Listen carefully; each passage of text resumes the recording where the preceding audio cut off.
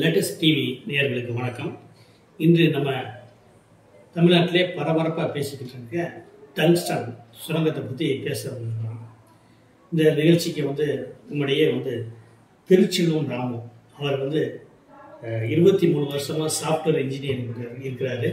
அது மட்டும்தான் விவசாயிகளுக்கு தகவல் தொழில்நுட்பத்தை எப்படி அரசுக்கும் விவசாயிகளுக்கும் ஒரு பாடமாக செயல்பட்டுக்கிட்டு இருக்காரு.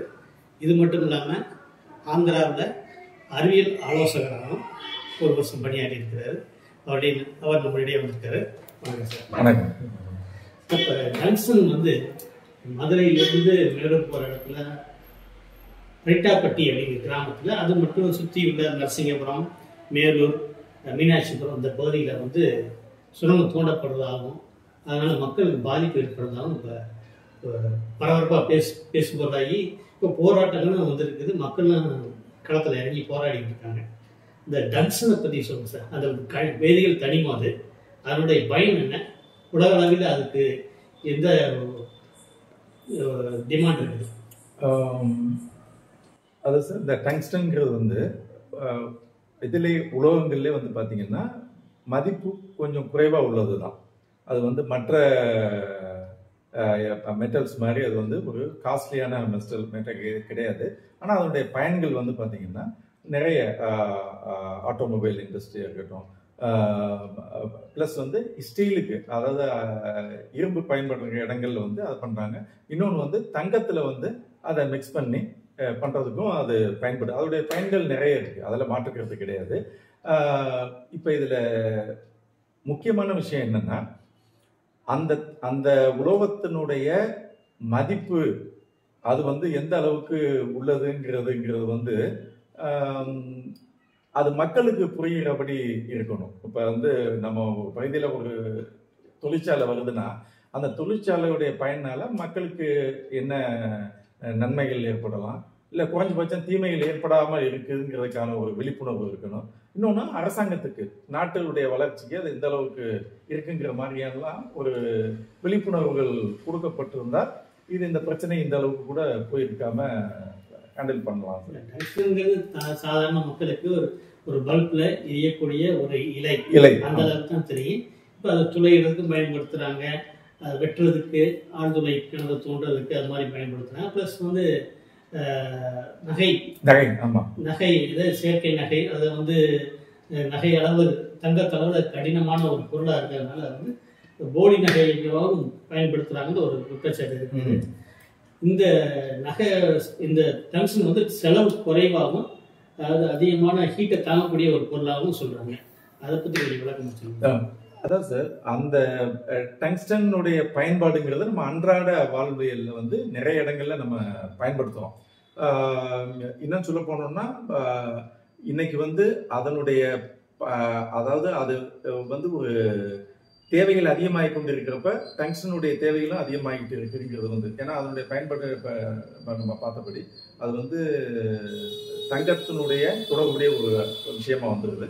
இன்னொன்று இண்டஸ்ட்ரி, அதாவது ஸ்டீல் இண்டஸ்ட்ரி ஆகட்டும், ப்ளஸ் ஆட்டோமொபைல் இண்டஸ்ட்ரி ஆகட்டும், இதுலேயும் அதனுடைய பயன்பாடு இருக்கு. இன்னொன்று அதனுடைய அதிக அந்த வெப்பத்தை தாங்கக்கூடிய திறன் இருக்கிறதுனால அதனுடைய பயன்பாடுகள் நம்ம அடுக்கிட்டே போகலாம்.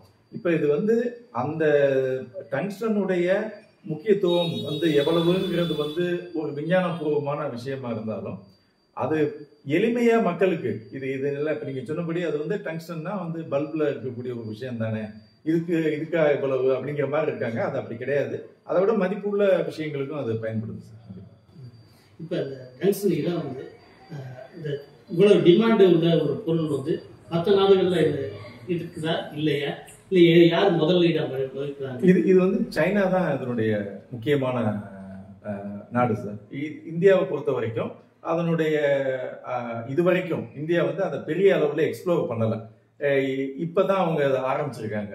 இந்த அதிக அளவுல டங்ஸ்டன் நம்ம கொண்டு வரணும்னு அந்த ஆய்வுல தான் அவங்க இந்த பகுதியில இருக்குங்கிற மாதிரி அவங்க கண்டறிஞ்சிருக்கலாம். ஆனா இது உலக நாடுகள்ல இது வரைக்கும் அதுக்கு ஒரு பெரிய டிமாண்ட், திடீர்னு ஒரு டிமாண்ட் கூடி வந்த அளவுக்கு ஒன்றும் இல்லை.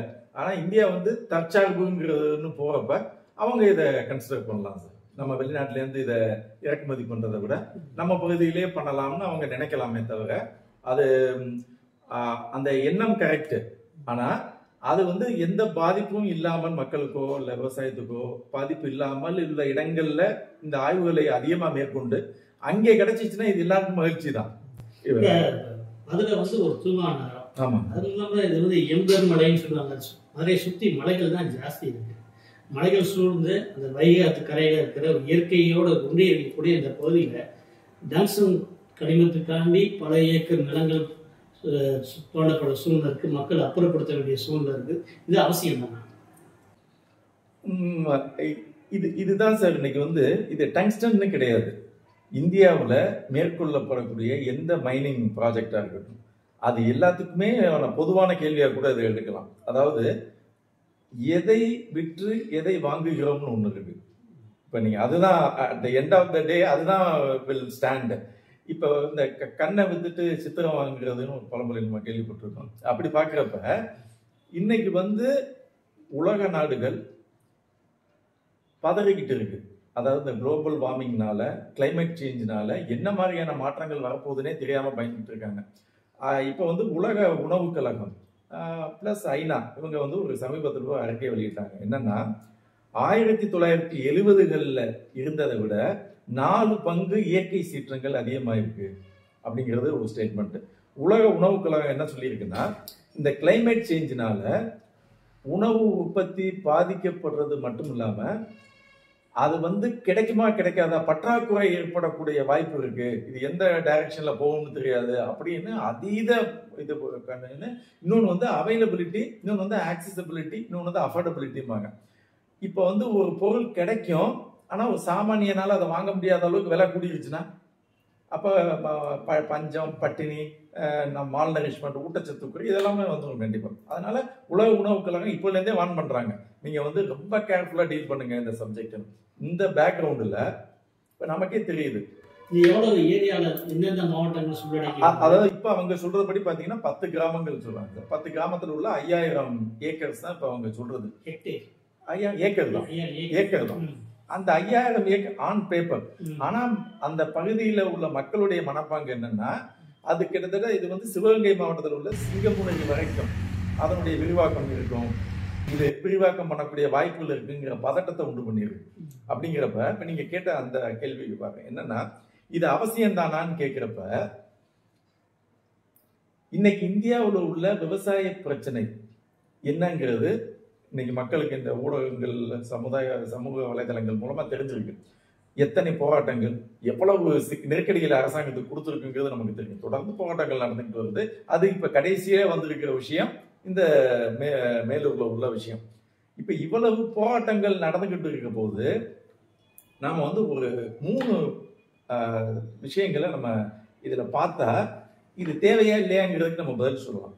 முதல் விஷயம் வந்து தக்காளி வந்து விலை கூடுறப்ப, வெங்காயம் விலை கூடுறப்ப வந்து முன்னாள் மத்திய உணவு அமைச்சர் மறைந்த திரு ராம்விலாஸ் பாஸ்வான்ஜி வந்து என்ன சொன்னாங்கன்னா, ஆனியன் அண்ட் டொமேட்டோ ப்ரைஸஸை கண்ட்ரோல் பண்ண முடியாது, எங்கள்கிட்ட அந்த மெக்கானிசம் இல்லைங்கிறத ஓப்பனாகவே மேலே ஸ்டேட்மெண்ட்.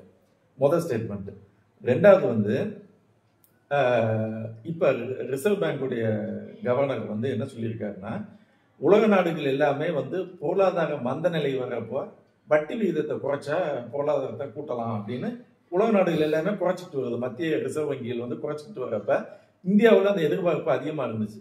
அப்போ அவர் ஏன் குறைக்கலைங்கிறதுக்கு அவர் சொன்ன பதில் தான் இதில் ரொம்ப முக்கியமான விஷயம். அவர் என்ன சொன்னாருன்னா, இந்த முக்கிய உணவுப் பொருட்களுடைய விலை தொடர்ந்து அதிகரித்து வருவதனால வட்டி விகிதத்தை குறைச்சா உணவு பணவீக்கம் அதிகமாயிடும், நாட்டினுடைய பொருளாதாரத்தை பாதிக்குங்கிறதுனால தான் நாங்கள் வட்டி விகிதத்தை குறைக்க முடியலை. அப்படிங்கிறப்ப இன்னைக்கு இந்த இண்டஸ்ட்ரியல் ரெவல்யூஷன், இந்த தொழில் வளர்ச்சிக்காக பேசக்கூடிய எல்லாருமே இந்த இடத்துல நின்று இதை கொஞ்சம் கவனிக்க வேண்டிய விஷயம். ஏன்னா அவங்க தான் சொல்றது வந்து விவசாயிகள் கடனை தள்ளுபடி பண்ணாதீங்க, நாட்டினுடைய வளர்ச்சி விகிதம் குறையும், இந்த மாதிரி வந்து விவசாயிகளுக்காக பார்க்கக்கூடாது, தொழில் வளர்ச்சிக்காக பண்ணணும். குரல் கொடுக்கக்கூடியவங்களுக்கும் ஏன் வந்து அவங்க விரும்பக்கூடிய ஒரு விஷயத்தை இந்த நாட்டில் பண்ண முடியலைங்கிறதுக்கு காரணமா வர்றது வந்து விவசாயம்னு இருக்கு. அப்படிங்கிற போது இந்த இடத்துல வந்து இந்த நாடு நிச்சயமாக நின்று நிதானித்து எது முக்கியம் என்பதை வந்து ஒரு வரையறைக்கு உட்படுத்திட்டோம்னா இந்த மாதிரி விஷயங்கள் நடக்காது. இப்ப இது எப்படி இருக்குன்னா, இந்த பகுதியில் ஒரு பிரச்சனை இருக்கு, இது ஒரு கட்டத்துல முடிவுக்கு வரும், இன்னொரு பக்கத்துல அடுத்த பிரச்சனை வரும். அப்ப அரசாங்கமே கொள்கை அளவுல எது நமக்கு முக்கியம்ங்கிறத உணர்ந்து அதுக்கு உட்பட்ட வகையில அதை பாதுகாத்துட்டு மற்ற வழிகள்ல அதீத முயற்சி எடுத்து இந்த தொழில் வளர்ச்சிக்கு உண்டான விஷயங்களை பார்க்கணுங்கிறது தான். இப்ப இது இந்தியாவிலேயே வேற எங்கேயுமே டங்ஸ்டன் இல்லைங்கிறத உறுதியா சொல்ல முடியுமா? அப்ப நீங்க என்ன பண்ணணும், அந்த ரிசர்ச் அண்ட் டெவலப்மெண்ட் அதற்கு உண்டான ஆய்வுகளுக்கு உண்டான நிதியை கூட ஒதுக்கி இது யாரையும் பாதிக்காத அளவுல எங்க இருக்குங்கிறத நீங்க பாத்துட்டீங்கன்னா, இந்த மாதிரி சென்சிட்டிவான விஷயங்கள்ல நீங்க இடங்களை தேர்வு பண்ணிட்டு அது மூலமா மக்களுக்கும் சரி அரசாங்கத்துக்கும் சரி ஒரு நெருக்கடியை கொடுக்கறத தவிர்க்கலாம் சார். உதாரணமா ஒரு டன் பாறையில 600 கிராம் 600 டு 650 கிராம் தான் டங்ஸ்டன் எடுக்க முடியும் அப்படின்னு சொல்றாங்க. இப்ப இந்த பகுதியில் பாத்தீங்கன்னா ஒரு 215 அரிய வகை பறவைகள் இருக்கு, 72 நீர்நிலைகள் இருக்குது, வரலாற்று பாரம்பரிய சின்னங்கள்லாம் இருக்குது, அரிய வகை பூச்சிகள் இருக்குது. இது மாதிரி பல இது பாதிக்கப்படக்கூடிய ஒரு சூழ்நிலை இருக்குது. இது மக்களை இவ்வளவு துன்புறுத்தி தான் இந்த காரியத்தை செய்யணுமா, வேற வழி இருக்கா? இது மக்களை துன்புறுத்துறதுங்கிறத விட இந்த நாடு நாட்டினுடைய பாரம்பரியம், அதாவது சுற்றுச்சூழலை பாதுகாக்கிறது, இது எல்லாமே நாடு அதனுடைய மதிப்பை உணர்ந்த நாடு. அரசாங்கங்களும் நம்ம நாட்டினுடைய பாரம்பரியத்தை காப்பாற்றணும்னு சொல்லிட்டு இருக்கோம். அப்படி இருக்கிற போது ஒரு 2700 ஆண்டுகளுக்கு முன்னால் கட்டப்பட்ட ஒரு குடைவரை கோயில் இருக்கு. அந்த பகுதியில நீங்க சொன்னபடி இன்னிலடங்காக உயிரினங்கள் ஒரு அரசாங்கமே அதனாலதான் அறிவிச்சிருக்கு. இது பல்லுயிர் பெருக்கத்துக்கான பாரம்பரிய பல்லுயிர் சூழியல் தளம் அப்படின்னு கடந்த நவம்பர் 22ஆம் ஆண்டு அறிவிச்சிருக்காங்க. அப்ப அறிவிக்கிறது ஒண்ணு, ஆனா அதுல ஏன் இந்த இடத்துல செயல்படணுங்கிறப்ப திரும்பவும் அந்த கேள்விதான் வருது. எங்கேயுமே இல்ல, இந்த இடத்துல இதை பண்ணினா தான் இந்தியா தன்னை தக்காத்துக் கொள்ள முடியுங்கிற ஒரு நெசசிட்டி இருந்துச்சுன்னாவது மக்கள் அதை ஒத்துக்குவாங்க. இதுக்கு உதாரணத்தை என்னன்னு சொல்லணும்னா, மேட்டூர் அணை கட்டப்பட்ட போது பல கிராமங்கள் காலி செய்யப்பட்டு தான் அவங்களுக்கு வேற இடத்துல அவங்க குடிபெயர்ப்ப கூட வருத்தம் இருந்திருக்கும், ஆதங்கம் இருந்திருக்கும். ஆனாலும் அதுல ஒரு நியாயப்படுத்தப்பட்டது இருந்தது. நம்ம விட்டு கொடுக்கறதுனால இத்தனை ஏக்கர்ல விவசாயம் பலன் பெற போகுது, நம்ம தலைமுறைக்கும் இது பண்ண போகுதுங்கிறப்ப அந்த மக்கள் அதிருப்தி இருந்தா கூட உள்ளுக்குள்ள ஒரு நிறைவு இருக்கும், நம்ம பண்றதுனால இந்த நாட்டுக்கும் மக்களுக்கும் ஒரு பயனளிக்குதுன்னு இருக்கட்டும். ஆனா இதுவும் அதே மாதிரி ஒரு தொழில் வளர்ச்சிக்கோ ஒன்னத்துக்கோ நல்லதுங்கிற ஒரு சூழல் உருவாக்கப்பட்டிருந்தா இந்த மக்களும் அதே தானே பண்ணுவாங்க கண்டிப்பா. அப்ப இங்க மட்டும் எதிர்ப்பு வருதுங்கிறதுல இருந்து என்ன தெரியுதுன்னா, இது தவிர்க்கப்படலாம். இது கொண்டு வர்றதுனால இத விவசாயத்தை விட்டுட்டு இதை பண்றதுனால உள்ள நன்மை அதிகமா கிடையாது. அப்படிங்கிறப்ப எங்களுக்கு விவசாயம் தான் வேணுங்கிற மாதிரி அவங்க சொல்றதுனால இது ஒரு முக்கியத்துவம் கொடுத்து இதை பார்க்கணும் சார். இது இங்க கிடைக்குதுங்கிறதுக்காக ஒன்ன பண்றதுங்கிறத விட அங்கே உள்ள மக்களுடைய உணர்வுகள் பிளஸ் இன்னைக்கு இந்த குளோபல் வார்மிங் என்வாயர்மெண்ட் இஷ்யூ எல்லாம் வந்துகிட்டு இருக்கிறப்ப நம்மளால உருவாக்க முடியவில்லை என்றாலும் அதை இருக்கிறதையாவது பாதுகாக்கணும் கண்டிப்பா. இன்னைக்கு நீங்க என்வாயர்மெண்ட் ப்ரொடெக்ஷன் சொல்றோம் அப்படிங்கிறப்ப நேரம் என்ன பண்ணிருக்கணும், இந்த நாட்டுல காங்கிற பக்கமெல்லாம் பசுமையா கொண்டாந்து வைக்கணும், எத்தனையோ மரங்களை நட்டிருக்கணும். அதை பார்க்கறப்ப மக்களுக்கு என்ன நம்பிக்கை வரும், இங்க ஒரு பசுமைங்கிறது இந்த இடத்துல போனா கூட இவ்வளவு தூரம் நம்ம உண்டாக்கிக்கிட்டு இருக்கோம், அதனால இது ஒன்றும் பெருசா இவ்வளவுல இது ஒன்றும் தாக்கம் வராதுன்னு இருக்கணும். ஆனா அந்த நிலைமை இல்லையே. இப்ப நீங்க நல்லா பாத்தீங்கன்னா கார்ல போறப்ப ஒரு சமீபத்தில் கூட ஒரு சோசியல் மீடியால படிச்சேன். முன்னாடி எல்லாம் வயல்வெளிக்கு நடுவே கார் செல்லும் போது காரை பார்த்து விவசாயிகள் வேலை செய்பவர்கள் மகிழ்ச்சி அடைவார்கள், ஓ கார் உள்ள போகுது நம்ம ரோட்டு வழியான்னு. இன்னைக்கு காருக்குள்ளே போறவர்கள் எங்கேயாவது விவசாயம் நடக்கிறத பார்த்தா மகிழ்ச்சி அடையக்கூடிய ஒரு சூழல் இருக்கு. இது எவ்வளவு பெரிய ஒரு மாற்றம் இது அப்படிங்கிறப்ப விவசாயம் கண்ணுக்கு எதிராக குறைஞ்சிக்கிட்டு வருது. அப்படிங்கிறப்ப இன்னைக்கு அரிசி என்ன விலை வித்துச்சு, இன்னைக்கு என்ன விலை வித்துக்கிட்டு இருக்கு. இப்ப இந்த மாதிரி உள்ள இப்ப இந்த மழை பெஞ்சு நிறைய இடங்கள்ல பாதிப்பு ஏற்பட்டதுனால இப்பவே விலை இன்னும் கூடுமோங்கிற அச்சம்லாம் இருக்கு.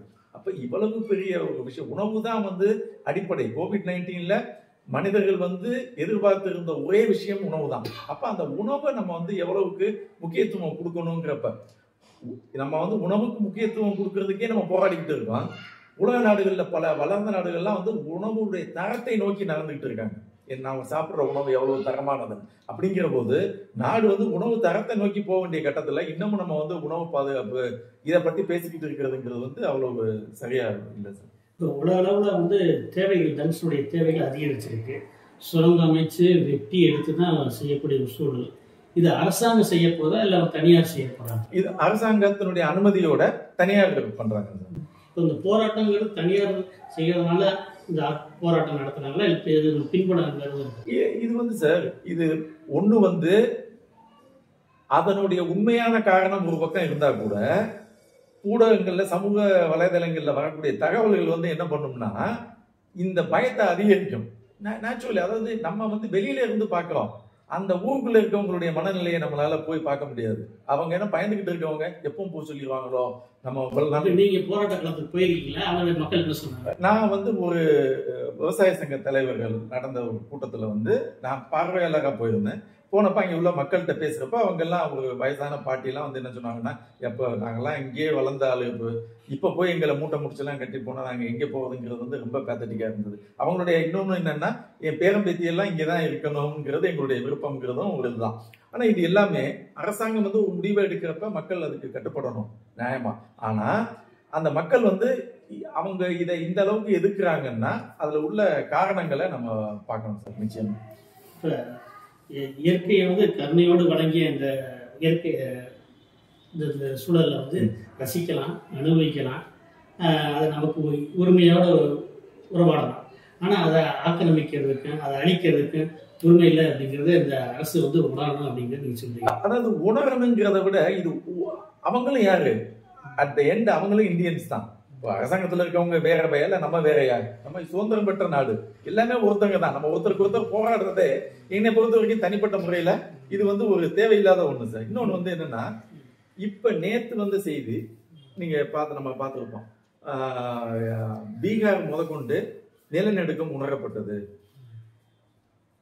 அப்படிங்கிறப்ப இந்த இயற்கையினுடைய சீற்றங்களுக்கு, இந்த பூகம்பம், சுனாமி, இது மாதிரிலாம் வர்றதுக்கான காரணங்கள் என்னன்னா, இந்த நிலத்துல உள்ள சமச்சீர் தன்மையை நம்ம மாத்துறதுதான் காரணம். ஒரு பெரிய மலை இருக்கு, அந்த இடத்த நீங்க வெட்டி பள்ளமாக்குறப்ப உள்ள அந்த சமச்சீரற்ற தன்மை இருக்கு இல்லையா, இதுதான். இது அதிகமாகிறப்ப என்ன ஆகும்னா, இயற்கை வந்து ஒரு பொறுமை இழக்கிற போது, இந்த நிலநடுக்கம் இதெல்லாம் வருகிற போது, இந்த தொழில் வளர்ச்சி என்பது எந்த ஆபத்தும் இல்லாமல் நன்மையை மட்டுமே வழங்குமே. ஆனா அதை பத்தி யாருக்கும் இவ்வளவு அச்சம் வராது. ஆனா நிலநடுக்கம் வருதுங்கிறோம், இவ்வளவு சிக்கல் வருதுங்கிறோம், அப்ப வந்து நான் பயப்படாம எப்படி இருக்க முடியும் அப்படிங்கிற கேள்வி வந்து ஒரு சாமானியனுக்கே இன்னைக்கு இருக்கு சார்.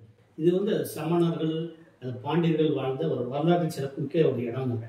இயற்கை சூழல் மாறும், நீர்நிலைகள் கூட மாறும், ஆனா வரலாற்று பொக்கிஷங்கள் வந்து பாலாகிறத சும்மா இருக்க முடியும். அதுதான் நீங்க அதான் நான் சொன்னேன். இந்த நாடு வந்து, இந்த அரசாங்கம் வந்து இந்தியர்களுடைய பாரம்பரியத்துக்கும் இந்த கலாச்சாரத்துக்கும் இதுக்கு முக்கியத்துவம் கொடுக்கறதுங்கிறது வந்து அவங்களுடைய அறிக்கைகள்ல, அவங்க நடவடிக்கையில தெரியுது. அப்ப அந்த நடவடிக்கை இதுக்கும் தொடரணும்ல. இப்ப நீங்க பாரம்பரியத்தை காப்பாற்றணும்னா ஒரு 2200 வருஷம் உள்ள ஒரு விஷயத்தை அப்படியே எடுத்துட்டு அந்த இடம் வந்து ஒரு மைனிங்கா போயிருச்சு அப்படிங்கிறப்ப, ஒரு தொழில் வளர்ச்சிக்காகங்கிறப்ப, அது வந்து அரசாங்கத்தினுடைய நிலைப்பாட்டை வந்து உறுதிப்படுத்தக்கூடிய தருணமும் கூட. இது வந்து சாதாரண விஷயம் இல்லை. இப்ப அரசாங்கம் என்ன முடிவு எடுக்க போகுதுங்கிறத மக்கள் பார்த்துட்டு இருக்காங்க. இப்ப அவங்க வந்து விவசாயிகளுடைய நிலம், இது வந்து நான் இப்ப இந்த பேட்டிக்கு நான் வந்து வந்ததுக்கு முக்கியமான காரணம் சார், நான் வந்து இதை மேலூர் டங்ஸ்டன் மைனிங் மட்டும் அல்ல, இங்கே எடுக்கக்கூடிய முயற்சிகள் இந்திய நாட்டில் உள்ள இந்த விவசாயம், கலாச்சாரம் இவற்றெல்லாம் பாதுகாக்கிறதுக்கு உண்டான, அதே சமயத்துல தொழில் வளர்ச்சியை முன்னேற்றதுக்கும் உண்டான ஒரு வரையறையை உண்டு பண்றதுக்கு இது பயன்பட்டுச்சுன்னா உண்மையில தமிழ்நாடு வந்து இந்த நாட்டுக்கு பண்ணக்கூடிய பெரிய பங்களிப்பா இருக்கும் சார். இயற்கை பாதிக்குது, வரலாற்று சின்னங்கள் பாதிக்குது, ரைட்டு. இப்போ சுரங்கம் அமைச்சு அந்த ஒரு டன் பாறையிலிருந்து 60-65 கிராம் டங்ஸ்டன் எடுக்கிறதுக்கு வரக்கூடிய கழிவுனால என்ன பாதிப்பு இருக்கும்? தண்ணீர், நிலத்தடி நீர் பாதிக்கப்படும் சார், சுற்றுச்சூழல் பாதிக்கப்படும். இது அது வந்து விஞ்ஞானத்தினுடைய ஒரு தவிர்க்க முடியாத சைடு எஃபெக்ட். நீங்க இது டங்ஸ்டன் இல்லை, எந்த ஒரு இண்டஸ்ட்ரி போனாலுமே அதை சுத்தின தாக்கம் இருக்கத்தான் செய்யும். இப்ப இது என்னன்னா, இது வந்து ஒரு பாதிப்பை ஏற்படுத்தாத அளவுக்கு இது சரி. ஆனா இன்னைக்கு இது வந்து பெரிய அளவுல பாதிப்புகள் வந்து சுற்றுச்சூழலை ஏற்பட்டுக்கிட்டு இருக்கிறப்ப இதை பண்ணணுமாங்கிறது தான் கேள்வி. தமிழக அரசு வந்து சட்டமன்றத்தில் வந்து தனி தீர்மானம் ஏற்றி இதை வேண்டாம் அப்படின்னு முடிவு பண்ணியிருக்கிறாங்க. முதல்வரும் சிவியரா பேசியிருக்காரு, இது கொண்டு வந்தா நான் பதவி விலக கூட தயார் அப்படின்ட்டு. அந்த அளவுக்கு தமிழ்நாட்டுல வந்து ஆளுங்கட்சி எதிர்ப்போட மத்திய அரசு செயல்படுத்த முடியும். அதாவது சட்டப்படி பார்த்தா மத்திய அரசால பண்ண முடியும்.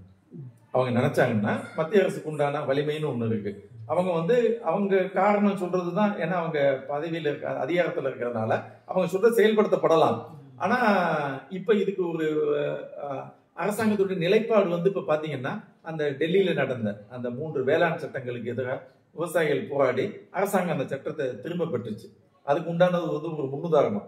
அப்படிங்கிறப்ப அரசாங்கம் வந்து மக்களுடைய விஷயங்களை வந்து முழுசா நிராகரிக்குங்கிறதுக்கு இல்லை, அதுக்கு ஒரு நமக்கு ஒரு முன்னுதாரணம் இருக்கு. அப்படிங்கிறப்ப இப்ப இதுல முக்கியமா சொல்ல வேண்டிய விஷயம் என்னன்னா சார், மக்கள் வந்து போராடக்கூடிய மக்கள் இன்னைக்கு வந்து ஒரு இந்தியாவில் வந்து பாத்தீங்கன்னா அந்த டெவலப்டு கண்ட்ரி அப்படிங்கிற மாதிரியான ஸ்லோகன் அதிகமாகுது. அப்ப அது சார்ந்த மக்கள் ஒரு பிரிவினர் இருக்காங்கல்ல, அவங்களும் திருப்திப்படுற அளவுல இந்த விவசாயிகள் போராட்டத்தை வந்து தங்களை மேம்படுத்திக்கணும். இப்ப நம்ம இப்ப பேசுற விஷயம் வந்து இது வெறும் விவசாயம், ஏன் வாழ்வாதாரம், என்னுடைய பகுதி அப்படிங்கிறது இல்லாம இதை வந்து அடுத்த கட்டத்துக்கு கொண்டு போய் இந்த திட்டம் வருதல் உள்ள சாதக பாதகங்கள் என்ன, இந்த கலாச்சாரத்துக்கு உள்ள சாதக பாதகங்கள் என்ன, நாட்டின் வளர்ச்சிக்கு இது எந்த அளவுல உதவும், அதே சமயத்தில் விவசாயத்தினுடைய பின்னடைவு எதை நோக்கி போயிட்டு இருக்கு, அப்படி எல்லாம் பார்த்து பேசுறப்ப இது வந்து தேசிய அளவுல எல்லா மக்களாலையும் கேட்கப்படக்கூடிய விஷயமா இதை மாத்தணுமே தவிர இது மேலூர் டு மதுரை விஷயம் இல்லை சார்.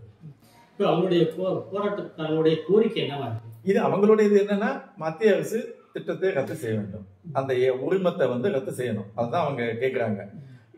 இது வந்து கவர்மெண்ட் நினைச்சிச்சுன்னா இது ஒரு நாள் வேலை. இதுக்கு எத்தனையோ திட்டங்களை கவர்மெண்ட் ரத்து பண்ணியிருக்கு. ஆனா இப்ப இதுல நான் என்னுடைய தனிப்பட்ட வேண்டுகோள் என்னன்னா, இது வந்து மேலூர் திட்டம் மட்டும் கைவிடப்பட்டதா மட்டும் இது இருக்கக்கூடாது. இது வந்து இன்னைக்கு என்னன்னா, நம்ம வந்து இந்தியர்களா நீங்கள் பெருமை அடையுங்கள் அப்படின்னு சொல்றோம், அரசாங்கம் சொல்லுது. நம்மளுடைய உண்மையிலே பெருமையான நாடு தான், அதெல்லாம் மாற்றம் இல்லை. ஆனா இவ்வளவு வளர்ச்சி அடைந்ததுக்கு அப்புறமும் இந்த விவசாயத்துல ஏற்படக்கூடிய பிரச்சனைகள், போராட்டங்களை சில நாடுகள் வந்து இதை செய்தி தொகுப்பாவே வெளியிட்டு இருக்கான். இந்தியா ஒன்னும் பாருங்க எப்படி போராடிட்டு இருக்காங்கிறப்ப இது வந்து ஒவ்வொரு இந்தியருக்குமான ஒரு ஒரு பின்னடைவா தான் நான் பாக்குறேன் சார். நீங்க வந்து இதை வந்து நான் ஒரு ப்ரௌட் இந்தியன் நீங்க சொல்ல முடியாது. ஏன்னா என் நாட்டை பத்தி இன்னொரு நாட்டுல கேவலமா ஒரு நகைச்சுவையா ஒரு விஷயத்தை கொண்டு வந்து பேசிட்டு இருக்காங்க. அப்ப என்னை போய் நீங்க டெவலப்டு கண்ட்ரிங்கிறப்ப நான் எப்படி உண்மையா சொல்ல முடியும்? அப்படிங்கிறப்ப இட் இஸ் அ டைம்.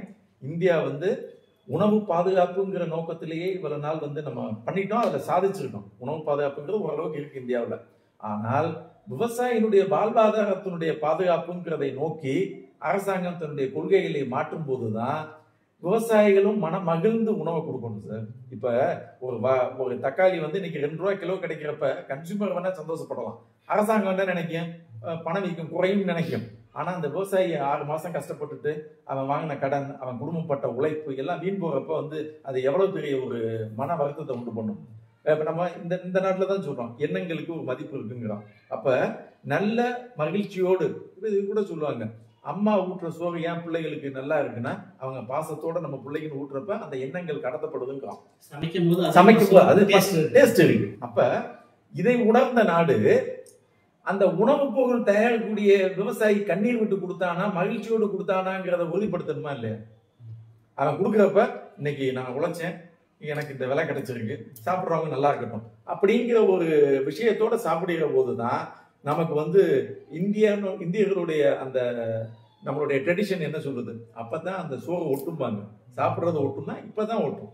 நீங்க நம்ம சாப்பிட்றப்ப ஒரு சின்ன சந்தேகம் கூட வரக்கூடாது சாப்பிட்றவனுக்கு, எந்த விவசாயம் இதனால பாதிக்கப்பட்டிருப்பானோ அப்படின்னு இல்லாம சாப்பிட்றப்ப உண்மையிலேயே வந்து இந்தியர்களுடைய மனமும் சரி உடலும் சரி ஆரோக்கியமா இருக்கும் சார். கண்டிப்பா தமிழர்களும் இந்தியர்கள் தான், இந்தியாவையும் தமிழர்களையும் பிரிச்சு பார்க்கணும் இல்லை, அரசியலையும் நம்ம வந்து உள்பொருள கொண்டாடுறதும் இல்லை. இருந்தாலும் சில தவிர்க்க முடியாத கேள்வி, இந்தியாவின் வளர்ச்சிக்கு வந்து தமிழகம் வந்து பகடை ஆக்கப்படுதா? அதாவது இப்ப நடக்கிற நிகழ்வுகளை பார்க்கிற போது இங்க வரக்கூடிய சில ஸ்கீம்ஸ் எல்லாம் பாத்தீங்கன்னு வச்சுக்கோங்களேன், அது தவிர்க்கப்படலாம் தான் தோணுது. ஏன்னா தமிழகத்துல வந்து தமிழகம் வந்து உண்மையில ஒரு ஸ்பெஷல் ஏரியா. இது வந்து உண்மையிலே மற்ற மாநிலங்களும் தமிழகத்தை போற்றி பாதுகாக்கணும்.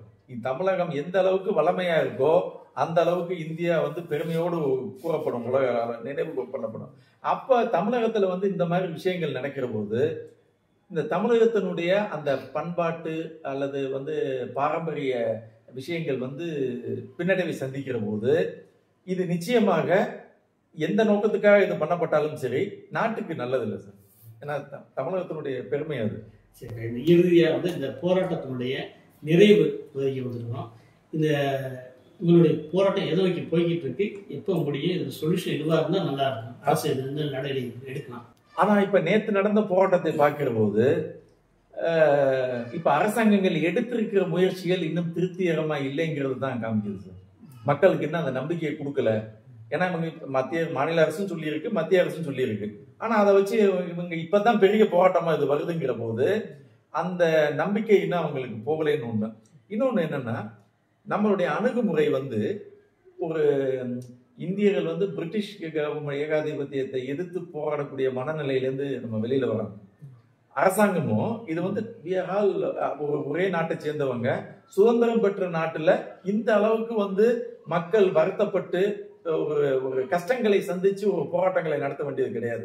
அதை வந்து இன்னும் ஸ்மார்ட்டா, இன்னும் அழகா, இன்னைக்கு டிஜிட்டல் வேர்ல்டுன்னு சொல்றோம், அந்த ரெப்ரசன்டேஷன், அந்த பகுதியில எத்தனையோ படித்தவர்கள் இருக்காங்க, அப்படியெல்லாம் பண்ணிடுற போது இதை இன்னும் கன்ஸ்ட்ரக்டிவா கொண்டு போகணுங்கிறது தான். நானே கூட அங்க மக்கள்கிட்ட கூட சொன்னேன். நீங்க தகவல் தொடர்பு அந்த ஐடி இருக்கீங்க.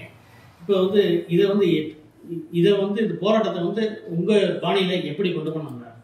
இது ரொம்ப நல்ல வேலை சார், நீங்க கேட்டதுல இது முக்கியமான ஒரு தகவலை பதிவு பண்ணுங்க. அதாவது அரசாங்கத்தினுடைய மனநிலை என்ன, அதுக்கு உட்படுத்தி நம்ம விஷயங்களை சொல்லுகிற போது அது நிச்சயமா ஏற்றுக்கப்படுது. அவங்க மனநிலை ஒண்ணு இருந்துட்டு நம்ம ஒண்ணு சொல்லுகிற போது அது வந்து வேற விதமா பார்க்கப்படுது. இப்ப விவசாய கடனை தள்ளுபடி பண்ணணும்னு சொல்லி ஒரு பெரும் போராட்டம் நடந்துச்சு. அப்ப அரசாங்கம் என்ன நினைக்குதுன்னா, தள்ளுபடி பண்ணுனா நாட்டினுடைய பொருளாதாரம் பாதிக்கும், இது தொடர்கதையா போகும்னு அவன் மாட்டம்னு சொல்லிட்டு இருக்காங்க. இவங்க இதை போராடிக்கிட்டே இருந்தாங்க. இதை கொண்டு வரணும்னா, விவசாய கடன் ஏற்படாத அளவுக்கு எங்களுக்கு ஒரு தீர்வை நீங்கள் உருவாக்கி கொடுங்கள் கேட்கறது புத்திசாலித்தனம். நீங்க கவர்மெண்ட்ல போய் என்ன கேட்கணும், கடனை தள்ளுபடி பண்ண அது சொன்னா தானே அவங்களுக்கு கோவம் வருது. அதை விட்டுருங்க, எங்களுக்கு கடன் ஏற்பட முடியாத அளவுக்கு உங்கள்கிட்ட நீங்க எங்களுக்கு தீர்வு பண்ணி கொடுத்துருக்கீங்களா? இன்னைக்கு தேர்தல் கேட்டா கிடையாது. அதை நீங்கள் பண்ணுங்கன்னு கேட்டா எல்லா மக்களுமே அதை ஆமோதிப்பாங்க. அவங்க என்னங்க கேட்கறாங்க, அவங்க கஷ்டப்படுறவனுக்கு பலன் வேணும்னு கேட்பாங்க. அப்படி கொண்டு போகணுமே தவிர இப்ப இதுக்குமே நீங்க கேட்டது, ஒரு ஏக்கர் நிலத்துல நான் 30,000 செலவு பண்ணியிருக்கேன், மற்ற என்னோட உழைப்பு மற்ற இதெல்லாம் சேர்த்து ஒரு 50,000 செலவாகுது. நான் விற்க போகும்போது எனக்கு வந்து ஒரு 60,000 கிடைச்சாலும் 10,000 லாபம் கிடைக்கும் அப்படின்னு தான் விவசாயம் செய்யறாங்க. ஆனால் கிடைக்கலங்கும் போது தான் அவங்க கடனை தள்ளி பண்ணுங்க, சப்சிடி கேட்கறாங்க. அதுக்குதான் அந்த சூழல் வராத அளவுக்கு ஒரு தீர்வை கவர்மெண்ட் உருவாக்கிடுச்சுன்னா இந்த மாதிரி போராட்டங்களே வராது. இப்ப அவங்களுக்கு என்னன்னா, இதுக்காக வந்து எம்எஸ்பி இப்ப அடுத்து வந்து மினிமம் சப்போர்ட் பிரைஸ், கவர்மெண்ட் அதை வந்து சில விஷயங்களுக்காக தயங்குது இல்ல. நான் என்ன சொல்றேன், மினிமம் சப்போர்ட் பிரைஸ் இல்லாம இப்ப தக்காளி வந்து கிலோ 50 ரூபா போறப்ப எந்த விவசாயியாவது குறை சொல்றாங்களா? கிடையாது. ஏன்னா மார்க்கெட்டே அதுக்கு உண்டான விலையை கொடுக்குது. அப்ப அரசாங்கம் என்ன பண்ணணும், தேவைக்கேற்ற உற்பத்திங்கிற அளவுக்கு விவசாயிகளை வழி நடத்தக்கூடிய அளவுக்கு அரசாங்கம் தன்னை தயார்படுத்தி கொள்ளும் போது விவசாயிகளுக்கு தேவைங்கிறது வந்து அரசாங்கத்திட்ட இருந்து காசை எடுக்கணும், கன்சியூமர்கிட்ட இருந்து காசு எடுக்கணுங்கிறதெல்லாம் அவங்களுக்கு கிடையாது. அந்த எண்ணம் இல்லை அவங்களுக்கு. நான் உழைச்சதுக்கு எனக்கு ஒரு வாழ்வாதாரம் கிடைச்சாதே இதை நான் தொடர்ந்து பண்ண முடியும். அவங்களுடைய கேள்வி அதுதான். அவங்க தொடர்ந்து பண்ணுகிற போதுதான் நமக்கு சாப்பாடு கிடைக்கும். இது நம்மளுடைய வியூவா இருக்கணும். இப்படி இருக்கிற போதுதான் அரசாங்கமும் விவசாயிகளும் இணக்கமான ஒரு சூழல்ல இதை பேச்சுவார்த்தைக்கே போக முடியும் சார். இல்லைன்னா ஒரு எதிர்த்தன்மையோட போய் பேசுறதுங்கிறது, நம்ம என்ன சொன்னாலும் எதுக்கணும், என்ன சொன்னாலும் நம்மளும் எதுக்கணுங்கிறது வந்து சரியில்லை. இப்ப வந்து இந்த டயத்துல ஒரு முக்கியமான ஒரு வேண்டும், இதை எப்படி கொண்டு போகணும்னு கேட்டீங்க இல்லையா. இந்தியாவுடைய மாண்புமிகு துணை ஜனாதிபதி அவர்கள் சமீபத்தில் ஒரு பேட்டி, அதாவது இந்திய விவசாயத்துறை அமைச்சர் அவர்களை மேடையில் வைத்துக் கொண்டே ஒன்று சொன்னார். விவசாயிகளை வந்து அவங்களுடைய போராட்டத்தை வந்து நம்ம வந்து அலட்சியம் நினைக்க கூடாது, விவசாயிகள் பொறுமை இழந்தால் நாடு தாங்காதுங்கிறது அவருடைய ஸ்டேட்மெண்ட். அவரே அடுத்து சில நாட்கள்ல இன்னொரு ஸ்டேட்மெண்ட் கொடுத்தாரு. இந்தியாவுடைய விவசாயிகளுடைய தரத்தை மேம்படுத்தாமல் இந்தியா வளர்ச்சி அடைந்த நாடாக மாறாதுங்கிறது மாண்புமிகு துணை ஜனாதிபதியுடைய அழுத்தமான பதிவு. இப்ப இந்த போராட்டம் நடத்துகிறார்களா, இவங்க இந்த போராட்டம்னே சொல்லக்கூடாது, ஒரு எதிர்ப்பை சொல்றாங்க இல்லையா, இவங்க அப்படிப்பட்ட நபர்களை போய் அணுகணுங்கிறது என்னுடைய தனிப்பட்ட ஆசை. இப்ப நீங்க துணை ஜனாதிபதி அவர்களிடம் போய், ஐயா நீங்க இப்படி சொல்லியிருக்கீங்க, ரொம்ப நன்றி, எங்களுக்கு இப்பதான் நம்பிக்கையா ஒரு குரலை கேட்கிறோம், இந்த மாதிரி விஷயங்கள் இருக்கு, எங்களுக்கு மட்டும் இல்லை, இனி மாதிரி எந்த இடங்கள்லயுமே விவசாயிகள் பாதிக்காத அளவுக்கு தொழில் வளர்ச்சிக்கு உண்டான ஒரு வழிமுறையை நீங்க வகுக்கிறதுக்கு நீங்க முன்னெடுங்கன்னு சொன்னா அவர் என்ன சொல்ல முடியும்? அவர் மாண்புமிகு துணை ஜனாதிபதி, அரசாங்கத்தினுடைய பிரதிநிதி, அவங்களுக்கு வந்து ஆலோசனை சொல்லலாம். இது சில விஷயங்களை சொல்லுகிற போது அரசாங்கம் அவர் சொல்லுகிறதை கேட்கறதுக்கான வாய்ப்பு ரொம்ப அதிகம். இப்ப நம்ம சொல்றதை விட ஒரு துணை ஜனாதிபதி அவர்களுடைய கருத்தாவே அதை வெளிப்படுத்திக்கிறது வந்து ரொம்ப ஈஸி. இப்ப அவர் போய் சொல்லுகிற போது இப்ப அவர் வந்து பேசாமல் இருக்க முடியாது. நீங்க வளர்ச்சி அடைந்த நாடாவே இந்தியா மாற வேண்டுமா வேண்டாமா அப்படின்னு கேட்டா எந்த அரசியல் தலைவர் இல்ல வேணாம்னு சொல்ல முடியும்? எல்லாருமே அப்ப நீங்களே தான் சொல்றீங்க விவசாயிகளும் வளராத வரையும் வளர்ச்சி அடைந்த நாடா மாறாதுங்கிறீங்க. அதையும் சொல்லிக்கொண்டு இங்க இந்த மாதிரி ஒரு 5000 ஏக்கர் 10,000 ஏக்கர் இந்த பகுதிகளில் எல்லாம், அதாவது விவசாயம் செய்ய கஷ்டப்பட்டு விவசாய நிலங்கள் போய் கொண்டிருக்கிற போது வளமையாக செய்து கொண்டிருப்பவர்களையும் நாம தடுப்பதுங்கிறது வந்து இந்தியாவுடைய உணவு பாதுகாப்பை மிக மிக அழுத்தமாக பாதிக்கின்றது. ஏன்னா இது விவசாயம் நடந்துகிட்டு இருக்கு, நீங்க போய் புதுசா ஒருத்தனை பண்ண சொல்லல. அப்படிங்கிற போது இது அரசாங்கத்தினுடைய நிலைப்பாட்டை வந்து எல்லாருமே கூர்ந்து கவனிச்சுக்கிட்டு இருக்காங்க. இதுல என்ன நிலைப்பாடு கவர்மெண்ட் எடுக்க போகுது? ஏன்னா விலைவாசி உயர்வை கட்டுப்படுத்தாத போது எல்லா பிரச்சனைகளும் இந்த நாட்டில் வரும், கிடைக்காத போது அதுக்கு உண்டான விளைவுகள் வேற மாதிரி இருக்கும். அப்படிங்கிறப்போ ஒரு நாட்டினுடைய மகாத்மா காந்தி அவர்கள் வந்து உண்மையிலே ஒரு தீர்க்கதரிசி. அவர் சொன்ன ஸ்டேட்மெண்ட், இந்தியா கிராமங்களில் வாழ்கிறது, கிராமங்கள் அழியுமானால் இந்தியாவும் அழியும்னாரு. அப்ப அதோடைய அர்த்தம் என்ன? இப்ப நடக்கிறது தான். அப்படிங்கிற போது ஒரு நாட்டினுடைய டெவலப்மெண்டா வர்றதுக்கு விவசாயம் முக்கியம்னா அதுக்காக தொழில் வளர்ச்சி இல்லாமல் விவசாயம் மட்டுமே வந்துருமாங்கிறது வந்து தேவையில்லாத ஆர்குமெண்ட்.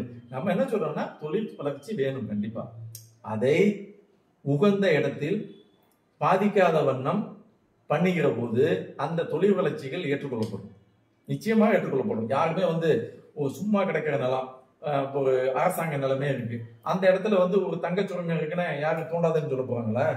அப்படின்னா நாட்டுக்கு நல்லது தானே, உங்களுக்கு எவ்வளவு நன்மைகள் கிடைக்கும் அது மூலமா.